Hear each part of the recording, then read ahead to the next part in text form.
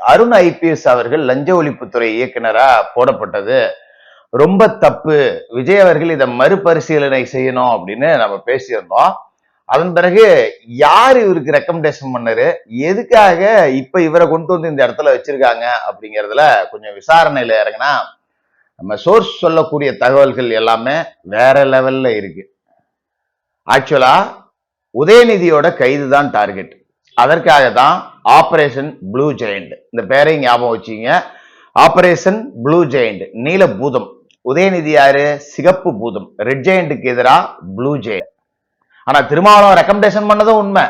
அதுக்கு பின்னாடி அருண்ராஜ்ல தொடங்கி ஆதவ அர்ஜுனா வரைக்கும் இதுக்கு பின்னாடி இருந்திருக்காங்க. எல்லாத்துக்கும் மேல விஜய் அவர்களுக்கு அருண் அவர்களை லஞ்ச ஒழிப்புத்துறையில் போடுவதற்கு பரிபூரண சம்மதம்.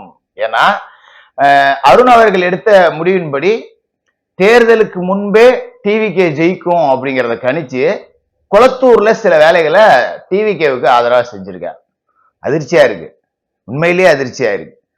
ஏன்னா இந்த ஐஏஎஸ் ஐபிஎஸ் அதிகாரிகள் நான் தேர்தலுக்கு முன்னாடியே சொன்ன தெரியுங்களா, யாரு இப்போ ஜெயிக்க போறாங்களோ அவங்க வீட்டு வாசல்ல பொக்கையை வச்சுக்கிட்டு வெக்கமே இல்லாம நிற்பாங்க அப்படின்னு. நேத்து வரைக்கும் அந்த குறிப்பிட்ட கட்சி மாவட்ட செயலாளர் மாதிரியே செயல்பட்டுக்கிட்டு இருப்பாங்க.